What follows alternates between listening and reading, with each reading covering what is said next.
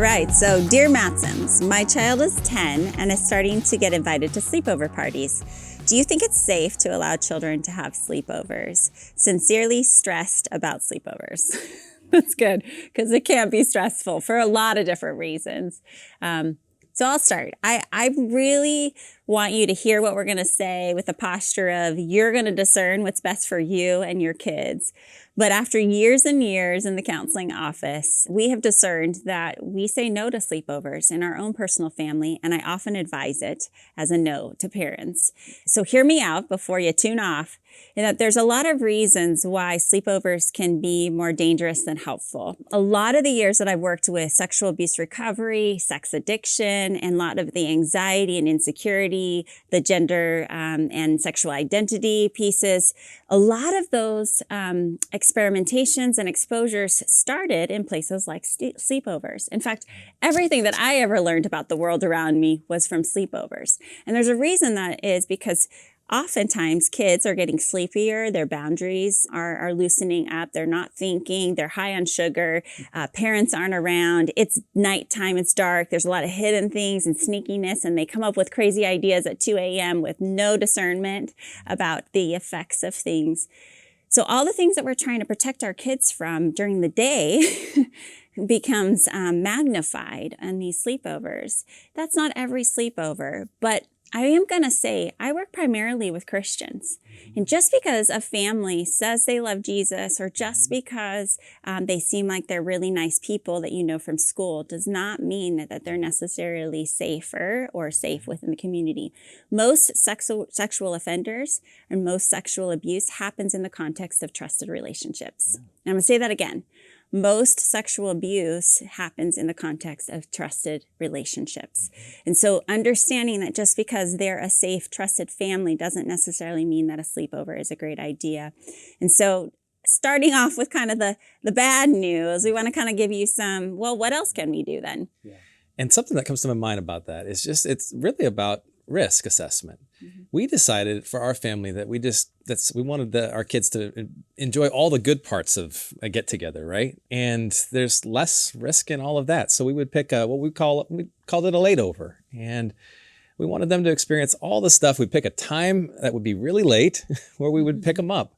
But the great things that happen at get-togethers like slumber parties or what have you happen while people are awake. And most of the bad stuff from things happen after parents go to bed. And so we decided that we wanted to limit that risk. It was an unnecessary risk to have sleepovers. And they can have all the fun, all the good stuff without having to say that they spent the night. And in our experience, we've done this a lot, and we prepared in advance. We talked to our kids about that we don't do sleepovers, but here's what we can do. And we walked through some of the feelings that our kids might have had and revisited it. And now they're teens at this point. And we just have a trust in that, and it's worked out pretty good. We pick a pretty late time frame as our kids are now teens, of course.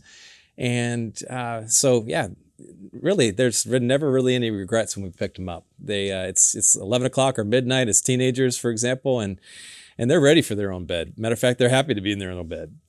Yeah, and oftentimes they realize that they got to enjoy majority, and we'll even take them back the next morning if it happens to be something where they're all waking up for breakfast and there's more activities. So we're doing a little bit more of the work in the picking up and dropping off, but to create that experience where there's less risk, as Jeff was saying. And really, as parents, you've got to know your own why. So we know our why. We're looking at the variables and all the possibilities, and that's just not one that we want to mess with. If you are going to do a lateover, let's say you have a trusted relationship with another family, or it's family members that you feel safe and trusted with, I would recommend that there's no digital devices. So all phones get removed, especially for these young kids all the way through teenagers, to give them a chance to experience being eye to eye and laugh and be kids and not have all the external things invited. Know what movies or what media they're going to be engaging with, and really have an understanding of what those parents' involvement will be in the sleepover. So if that's something you want to try, go that route. But just know there's a lot of other opportunities with sleepovers that we call lateovers. And overall, your kids will push back on it, and they're going to ask, and they're going to want to go, why are we doing this? And so we revisit it all the time. And at the end of the day, we tell them, we choose you, and we really are trying to help you develop healthy relationships, to discern what safe places. And there's lots of other places that are risks as well. And so we're just limiting the ones that we know could be higher on the risk level. If you start that early, the easier it is actually to reinforce. It's harder to start this a little bit later or too later, right? So, but consistency, and then be the kinds of parents that we're trying to be as well, which is to say yes more than no, right? And talk about what we can do. And then make it fun, be involved, and go the extra mile. Obviously, it's going to require, more carpool shuffling, for example, or pickups and drop-offs, but they're worth it, and that it'll show in the relationship that you have with them as you start that early and reinforce it over time. Yeah. And if you're a mom raising daughters, we just want to keep reminding you that we have courses for you, a partnership with Christian Parenting, where we've developed courses that are helping moms raise confident daughters. And this course is going to help you at every age and stage of your daughter's years. So giving her a voice, helping her with her changing body, really growing her sense of identity, and really being able to stand in confidence in these moments where she's feeling awkward because she can't go to the slumber party, and how to feel, what do you do when you feel different? But to know that your choices are what's best for you and in your community. So if you're interested, go to cpguides.org and you'll learn more about it there. And remember that you're the right person for the job, and we are here cheering you on.